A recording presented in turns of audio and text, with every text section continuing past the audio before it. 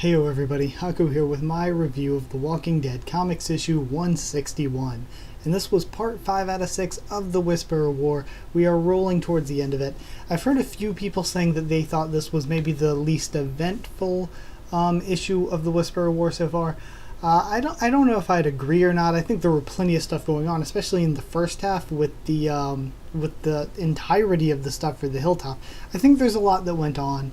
I get some people's issue that this issue was a bit quick. We kind of just got through with all the Hilltop stuff really quick, but I honestly thought it was very good. I did not think any of that was a serious problem or really a problem at all.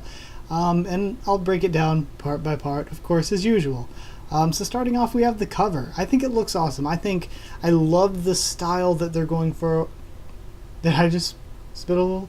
I love the style they're going for. I've said every single month, I think, that I really love the artwork for the Whisperer War covers.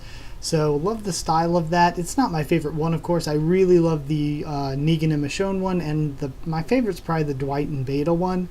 So there are some very good ones. It's not my favorite, but I do like this one a lot.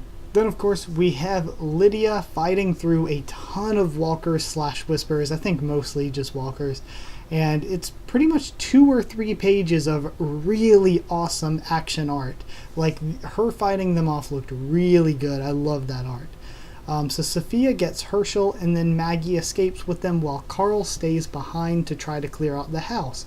I love that Carl did this, just because it's him stepping up. I love the way he said, no, you're more important, like acknowledging that no matter how important he is as Rick's son, how important he is to the story, she is more important. Like, realistically, she is the leader of these people. They need her, they look up to her.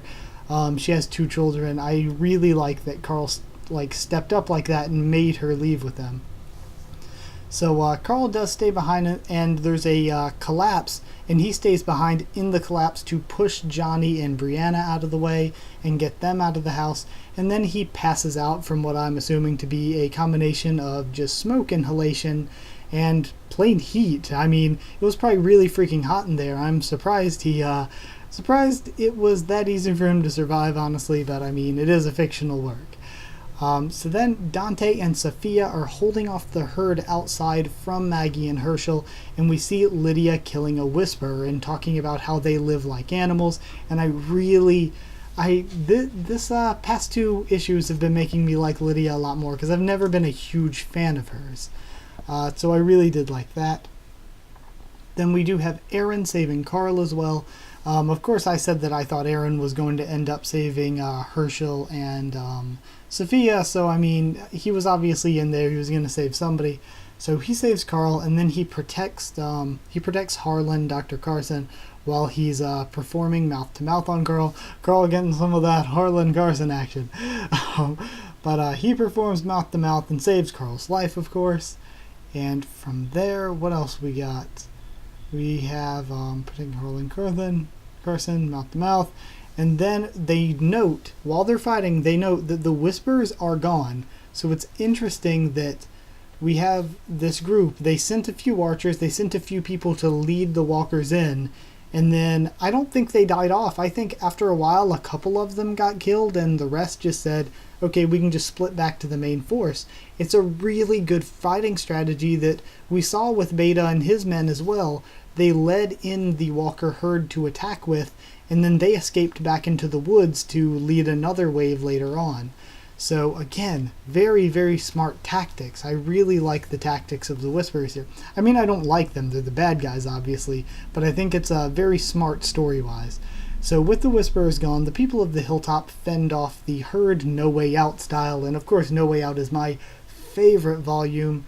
They are called volumes, right? In The Walking Dead.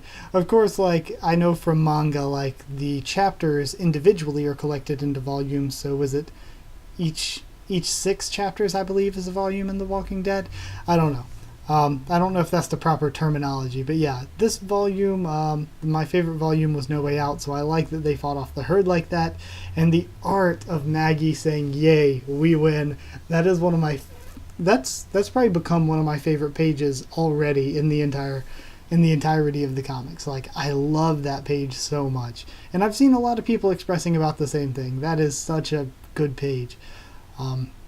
So I like the art there. We see Beta walking back to the front lines. We see Vincent and Heath reporting to Rick about the Saviors and Tara. Then we have Taylor, one of the knights, reporting to William, saying that one of the other guys, Martin, saw the attack going on at the hilltop, or rather he followed a herd and saw them going to attack the hilltop, so he came back to warn William, and now William is gathering his forces to go and provide assistance to the hilltop. So they are gathering up reinforcements right now. Back at the camp with the army, Magna has to chop off Connie's hand because Connie had been bitten during the fighting. And then Dwight and Negan's conversation. I can't think of a single conversation between Dwight and Negan that hasn't been really funny or really great character work, or both. So again, this was both funny and really good character work for them. I love the two of those characters and the dynamic between them. So then Dwight says that they are planning to return home, and we see Beta is spying on the camp. And I say Beta obviously has something that we don't know the Whisperers have. They have some kind of trump card, some kind of winning move, some kind of plan or stratagem that Beta still has up his sleeve. But just the way he talks, we can tell that they still have something left, something big that we as fans are supposed to be and are probably going to be surprised by. We go and see Eugene, and he's planning to take bullets overnight to Alexandria so that they will be ready to be used in the morning. And he gives a really amazing speech about how everyone's risking their lives. They need to risk their lives as well to deliver the bullets, because that is their place, that is their purpose. What else can they do? What kind of people are they if they don't? So I love Eugene's speech there. Then we see Rick telling Andrea to watch out for the Saviors, just as much as she's watching out for the Whisperers. And after that, we have Tara reporting to Sherry, and the bitch Sherry saying that she believes that Rick is going to win. She thinks he's going to take down the Whisperers, but then she is going to take in the Saviors and mop up what's left, really, and take over again. Now, I think this is really cool as well, because years ago when they started selling the different merchandise with the little emblems or whatever for the different communities or whatever, the Savior's emblem was a vulture holding I'm pretty sure it was a vulture holding Lucille. So I love that they are going to be like the vultures. They are going to come in and pick at the injured and weary army after they defeat the Whisperers. So, man, what a bitch move. But it's going to make for a very good story, I feel. So Sherry's a rotten bitch. I've never liked Sherry. She screwed Dwight over from the very beginning in the comics. The hilltop battle I thought was amazing. I loved it. The art was so freaking good. I loved the hilltop battle. And after that, the rest of the chapter, there was a lot of setup. We have so much setup, so much so that there is no way that we can get to the rest of it in one more issue. Absolutely no way. The army is returning to Alexandria. Alexandria is presumably getting destroyed. I mean, a lot of people we've been seeing from possible covers that that's a possibility. So we have all that. We have whatever Beta's last plan is. We have whatever the people at the hilltop are going to be doing now. The kingdom is sending people in. We have Eugene's storyline going on, Savior's storyline going on. There's no way we're tying all that up by the end of this. So though next issue the war, like the proper war, may end, I still think we're going to have to deal with Whisperers, and we're probably going to have to fight them even for the next 2 volumes, the next 6 to 12 issues maybe. I think that we are still going to have a lot of problems going on with fighting between ourselves and having to deal with what's left over of the Whisperers. I think that the story is going to be making some really, really cool and interesting turns, and I'm very excited for that.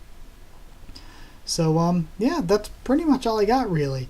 And because of that, I do think that this was a really great issue, but I will say it was not my favorite thus far from the Whisperer War. The Whisperer War has been on fire, though.